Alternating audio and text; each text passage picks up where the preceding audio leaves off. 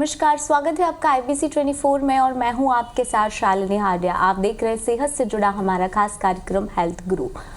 Medical science ने बहुत ज़्यादा तरक्की कर ली है और अब जटिल से जटिल सर्जरी करना बेहद आसान हो गया है। लैप्रोस्कोपिक सर्जरी एक लेटेस्ट टेक्नोलॉजी है जो किसी वरदान से कम नहीं है और मरीज बेहद कम समय में ठीक होकर अपने घर भी पहुंच रहा है।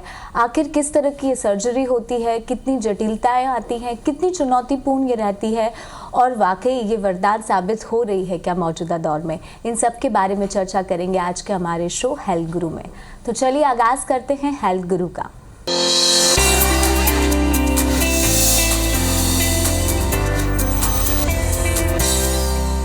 इंदौर अपोलो हॉस्पिटल से आज हमारे साथ जुड़े हैं gastro and laparoscopic surgeon doctor Siddharth Jain. Sir बहुत बहुत स्वागत है आपका IBC 24 में। सभी को नमस्कार। सर सबसे पहले समझना चाहेंगे कि आखिर ये किस तरह की सर्जरी होती है। देखिए, लैप्रोस्कोपिक सर्जरी का मतलब होता है वो सर्जरी जो दूरबीन से की जाती है। आमतौर पे जनरल पब्लिक ये कहती है कि दूरबीन से सर्जरी। लैप्रोस्कोपिक सर्जरी में हम एक सर्जरी खासकर पेट में होती है।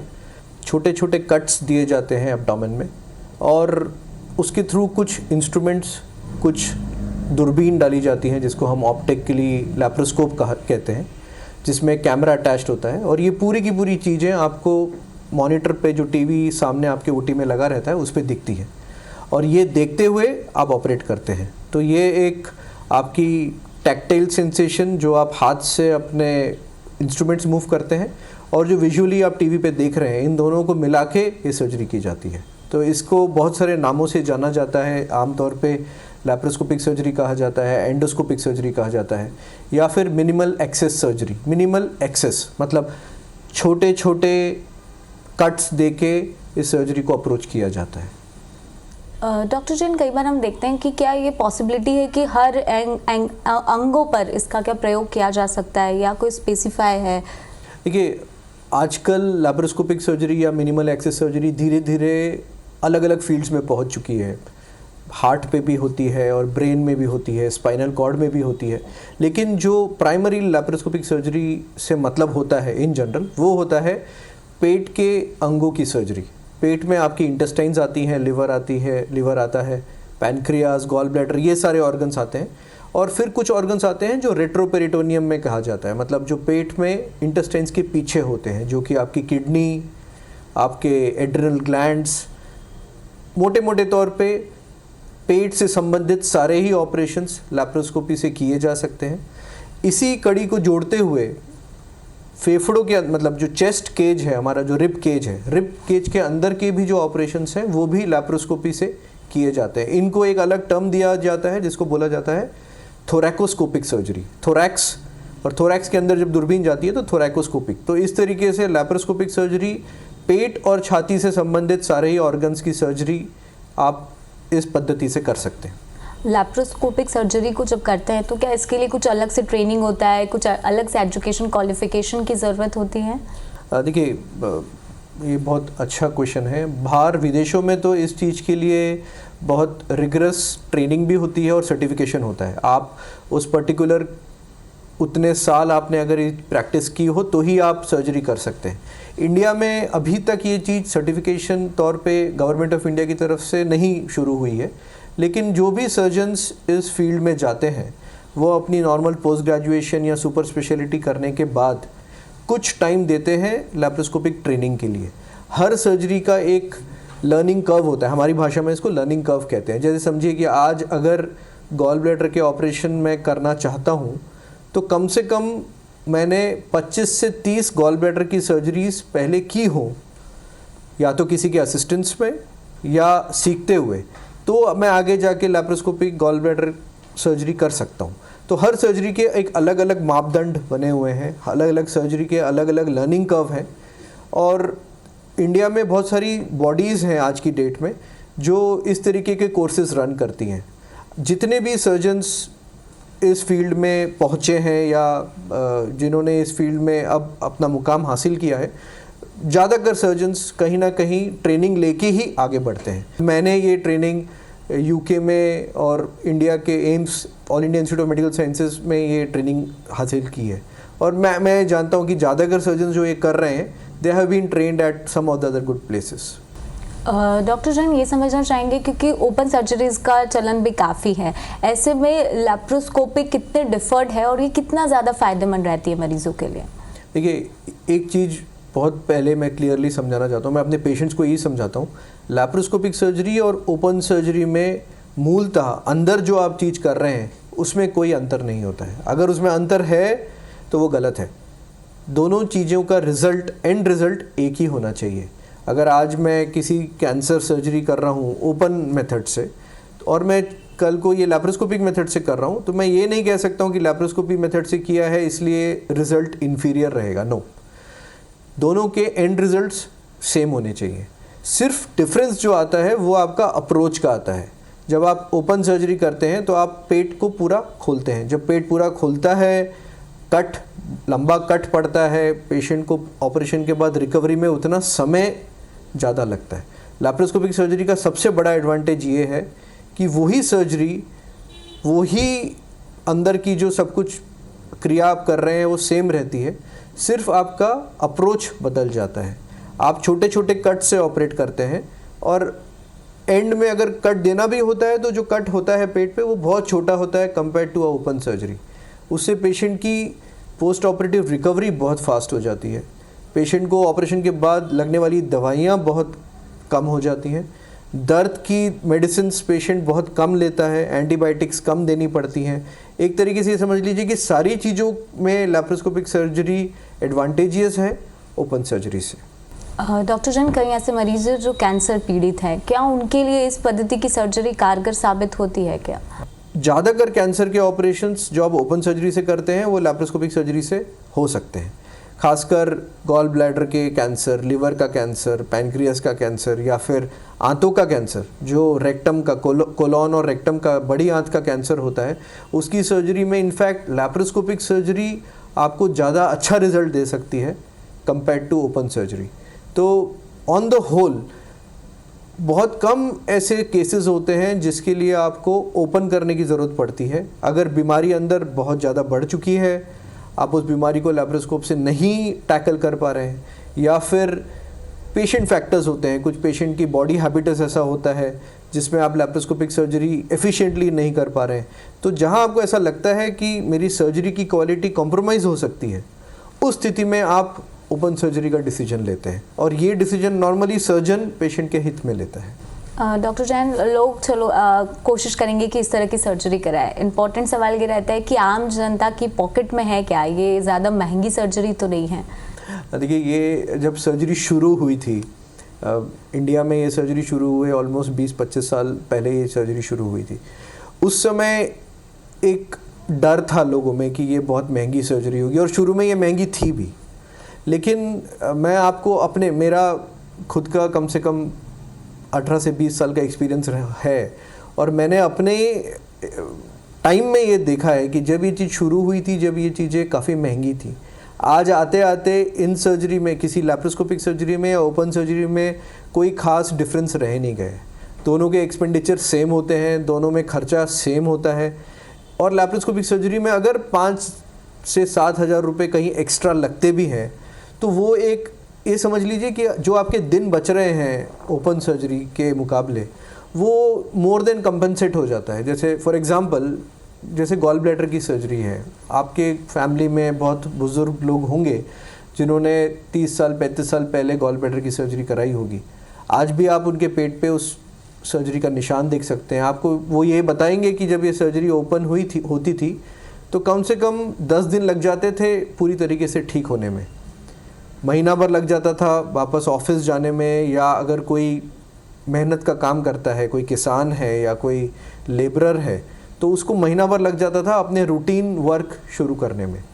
आजकल लैप्रोस्कोपिक सर्जरी में गॉल ब्लैडर, हर्निया, अपेंडिक्स, ये ऑपरेशन में आम तौर पे 24 से 48 घंटे में पेशेंट को छुट्टी दे दी जाती है। कहीं कहीं तो सुबह ऑपरेशन होता है और शाम को भी छुट्टी दे दी जाती है। तो आप जितने दिन बचा रहे हैं अपने, पेशेंट तीसरे दिन से ऑफिस जाना शुरू कर देता है। तो आप ये देख सकते हैं कि रिकवरी फास्ट होने की वजह से, आपके इन्फेक्शन के रेट्स कम होने की वजह से, आपकी दवाइयाँ कम होने की वजह से, आप जितनी जल्दी आप अपना रूटीन आजकल ये चीज़ भी हो गई है कि time is more important then money, इसलिए मेरे ख्याल से लैप्रोस्कोपिक सर्जरी में जितना आप समय बचाते हैं वो पैसों से कहीं ज़्यादा है। ये बहुत इंपॉर्टेंट बात आपने बताई है। चुनौती बहुत ज़्यादा होती है क्योंकि हर सर्जरी को लेकर बहुत सारे कॉम्प्लिकेशंस आते हैं। इस कंडीशन में कैसे देखते हैं आप? देखिए, लैप्रोस्कोपिक सर्जरी के भी अपने कॉम्प्लिकेशंस होते हैं। कोई सर्जरी सेफ़ नहीं है। मैं हर मरीज को ये समझाता हूँ कि कोई सर्जरी सेफ़ नहीं है, चाहे वो लैप्रोस्कोपिक सर्जरी हो, ओपन सर्जरी हो या कोई भी सर्जरी हो।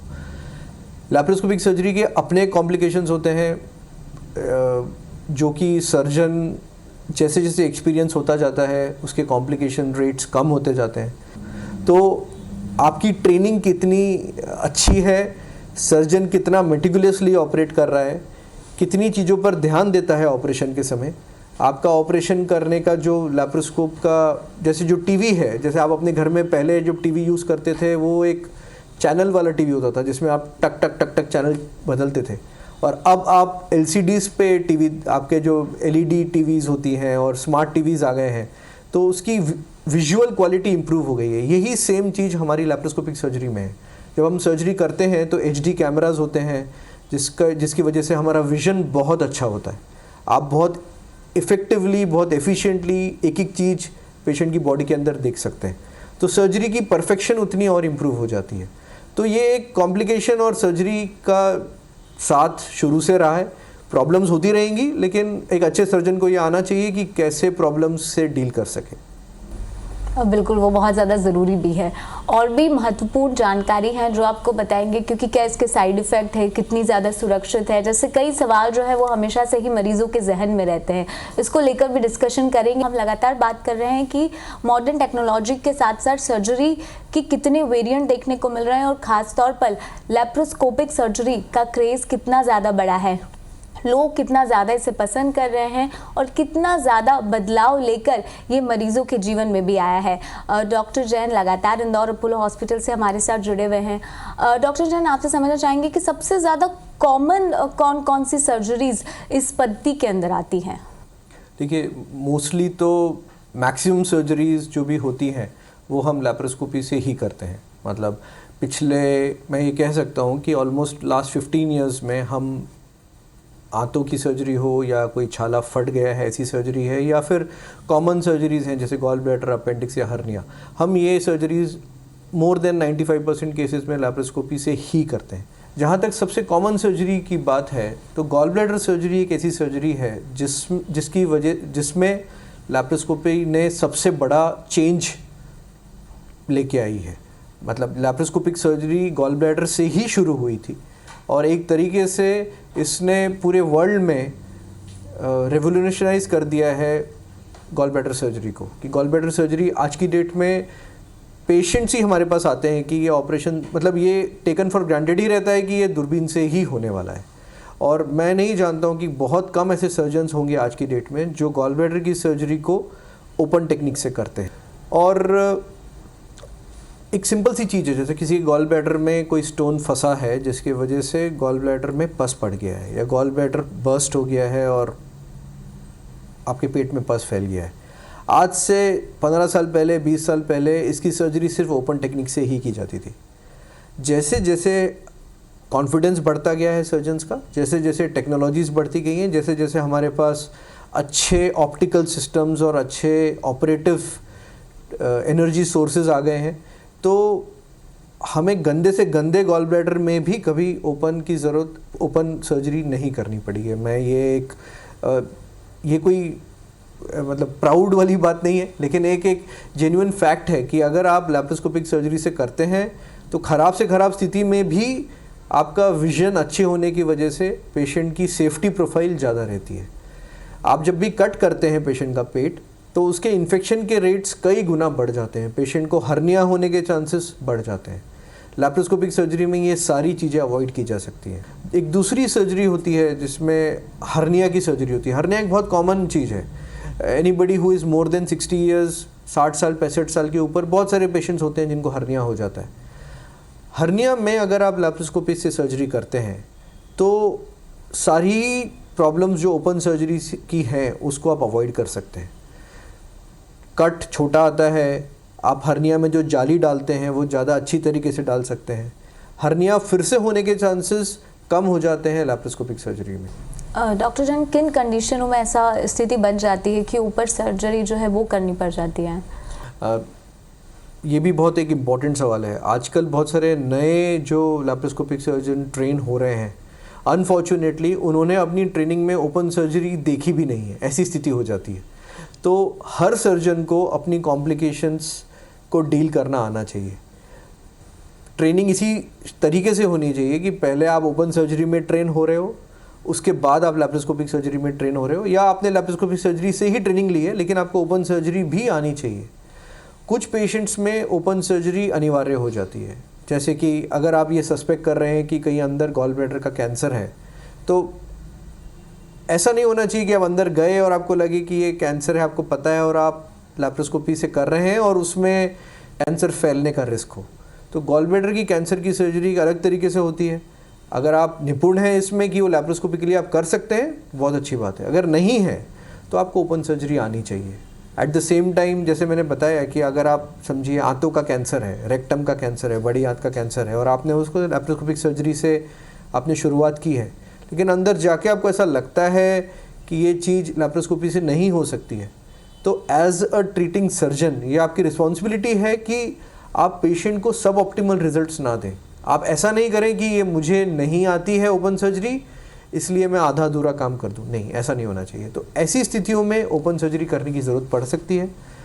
अंदर कोई ऐसी कॉम्प्लिकेशन हो गई है, जैसे कि आप सर्जरी कर रहे हैं गॉल ब्लैडर की और कहीं आंत कट गई है, या कोई ऐसी सर्जरी कर रहे हैं जिसमें पेशाब की नस को कोई नुकसान पहुंच सकता है, या कोई भी ऐसी अनहोनी हो जाए जो आपने एंटिसिपेट नहीं की है। अगर वो कॉम्प्लिकेशन आप लैप्रोस्कोपिकली हैंडल कर सकते हैं, जो कि ज़्यादा एक्सपीरियंस सर्जन्स कर सकते हैं, तो बहुत अच्छी बात है। नहीं तो आपको उस समय ओपन करने की ज़रूरत पड़ सकती है। रिहैब का रोल कितना ज़्यादा इम्पोर्टेंट रहता है मरीज़ के लिए? देखिए, नॉर्मली लैप्रोस्कोपिक सर्जरी मैंने आपको कहा कि 3, 4, 5 छोटे छोटे छेद बनते हैं।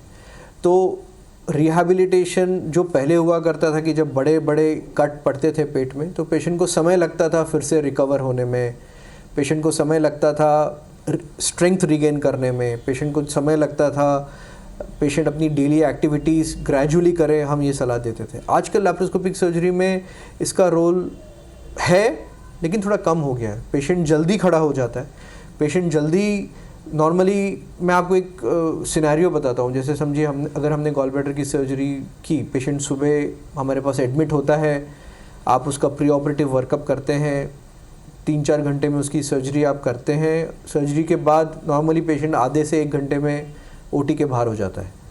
4 घंटे के बाद में पेशेंट का हम लिक्विड शुरू करते हैं और फिर अगले 2-3 घंटे में वो नॉर्मल डाइट पे आ जाता है। अगर सब ठीक रहता है तो अगले दिन सुबह पेशेंट घर चला जाता है। दूसरे या तीसरे दिन के बाद में पेशेंट ऑफिस शुरू कर सकता है, अपनी रूटीन एक्टिविटी शुरू कर सकता है। उसके पेट में 4 बहुत बार टाके नहीं भी होते हैं। अगर हमने ऐसे टाके लगाए हैं जो खुद घुलने वाले टाके हों, तो patient is as good as जिसकी सर्जरी हुई नहीं थी। अगर हफ्ते भर बाद आप पेशेंट का पेट देखेंगे तो हो सकता है आपको यकीन करना मुश्किल हो जाए कि कोई कट था भी या कोई सर्जरी हुई भी।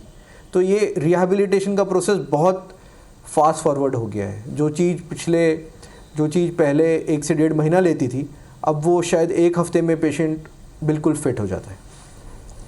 किसी को अगर इस तरह की सर्जरी करनी है, अस्पतालों में अमूमन किस तरह की जो सुविधाएं हैं वो होना बहुत ज़्यादा ज़रूरी है?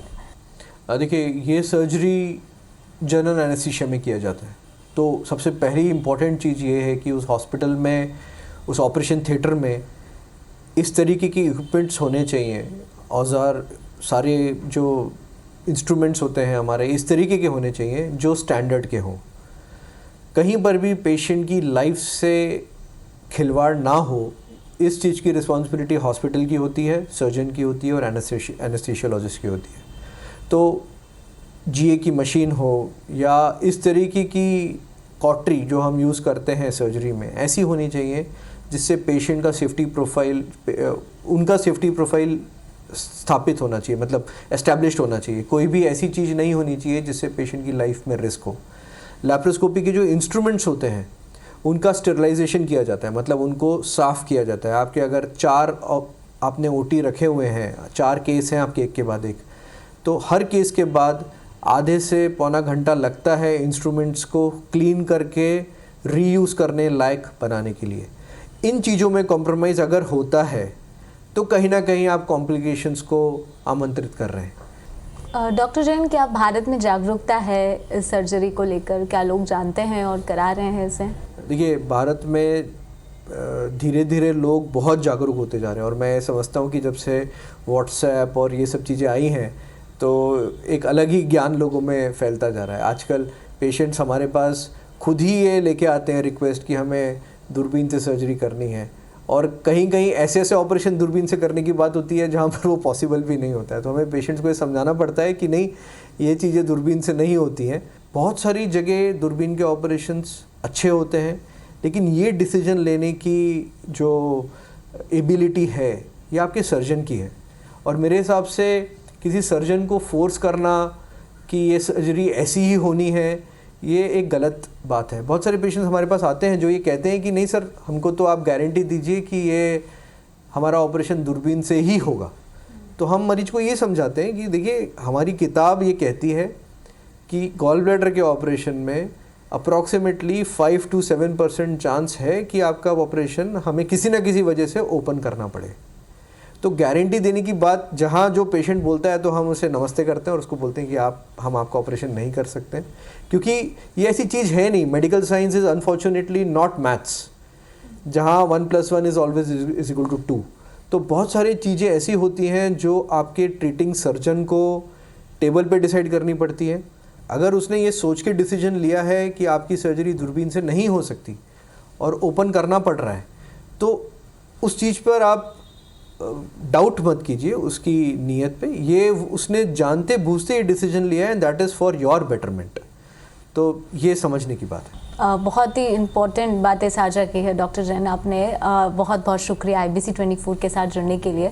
आज हमने आपको बताया कि किस तरह से एरा चेंज हो रहा है, नई टेक्नोलॉजी आ रही है और एक अलग बेंचमार्क, एक अलग रिवॉल्यूशन लाने की कोशिश जो है वो भी मेडिकल साइंस में की जा रही है। कॉम्प्लिकेशंस ज़रूर है, लेकिन अगर बेस्ट सर्जन मिलते हैं तो ये सारे कॉम्प्लिकेशंस भी जो है वो दूर हो जाते हैं और जल्द से जल्द जटिल से जटिल जो सर्जरी है वो मिनटों में हो सकती है और आप एक ही दिन में ठीक होकर घर भी जा सकते हैं। आज के हमारे इस खास पेशकश में इतना ही। मुझे दीजिए इजाज़त। नमस्कार।